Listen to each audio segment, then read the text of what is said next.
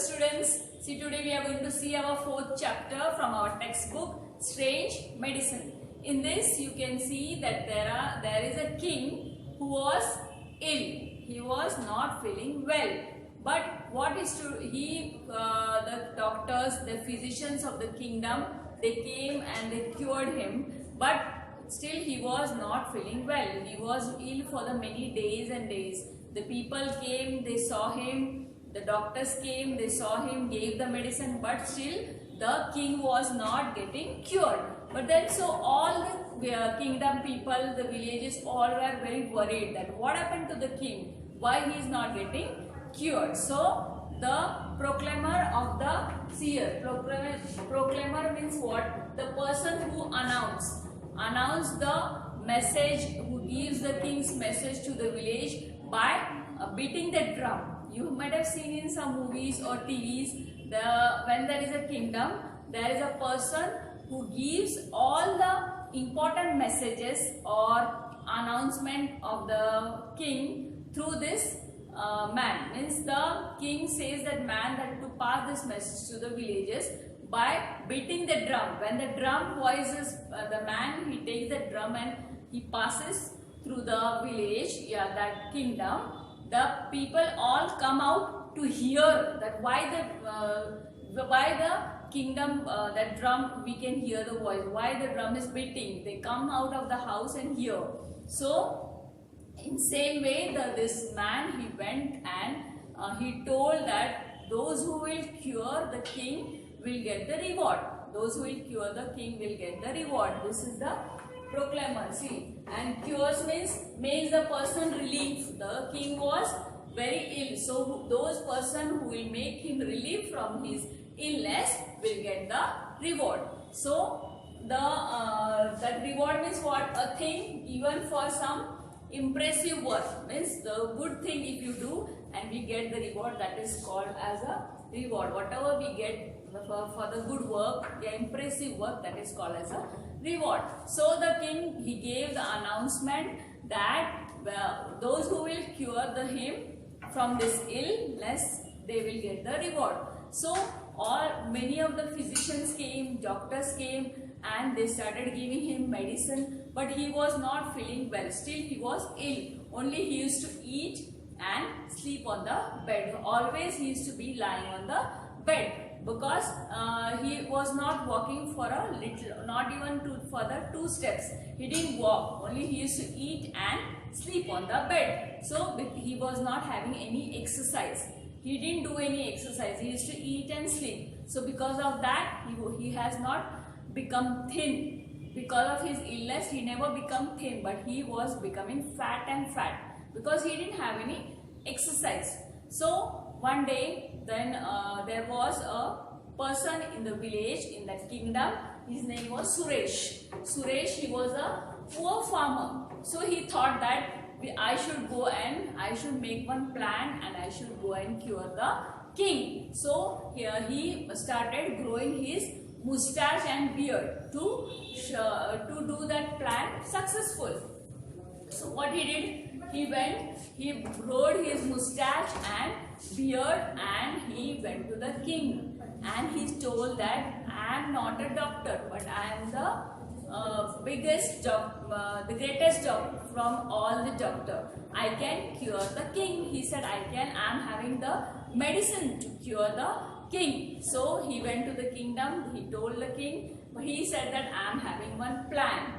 For that, you have to get up from your bed. So he told the people who were working for the king that you take the king and come to the gate of the palace. And they all took the king. They used to hold his hand and bring him, because the king was not even walking a step. So they took that king and they came to the gate of the palace. From there, the Suresh, the farmer, he has now become the doctor. He has dressed as if he was a doctor, and he told that you should every day, you can see that neem tree. Neem tree was outside the gate of the palace till only 500 feet. You have to walk every day to that tree, pluck one leaf from that tree and come back come back to the gate and eat that leaf. But at one time you have to pluck only one leaf. Every day you have to pluck 5 leaves from that tree. From that gate, go to that tree, pluck one leaf, come back to the gate, eat that leaf. This you have to do for the 15 days. So the king also agreed, because king also was fed up of his illness. He decided, yes, whatever Suresh is telling me, I should follow this all. On the first day, the king could not walk a little bit, but as his men who were working for him, his servants, his ministers, they caught him and made him to walk till the tree. Then king went to the tree, he plucked one leaf, again came back to the palace gate. In this way, he did that for the 5 times, because the Suresh has told him to pluck 5 leaves every day. And in this way, the king followed this, going to the tree, plucking 5 leaves, one leaf, coming back to the gate, eating that leaf, and in this way for the 15 days this he did continuous. And what happened?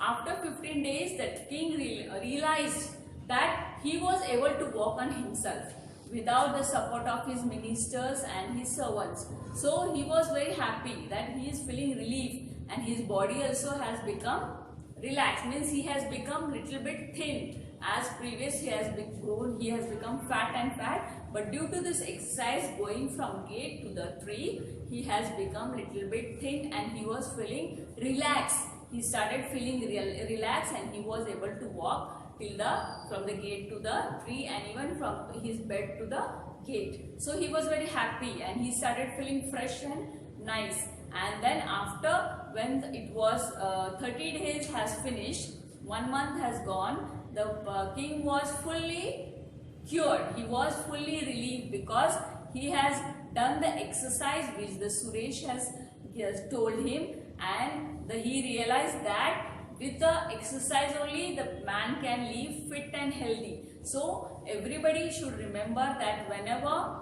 you all eat and eat food, in the same way you have to eat healthy food, you should do exercise, you have to play. This even the king understood that he should be always active and he is always to do the exercise. So when he was fully cured, he called that Suresh and he rewarded with the jewelries, with the diamond, and Suresh also was very happy and he became the famous rich person in the village, because he has cured the king, and the king also has rewarded him with all the jewelries. So students, remember that whenever you are eating and studying, but with that the important thing you have to do, that you should do the exercise. Exercise means you can play outside on the ground, and always you can remain fit and healthy.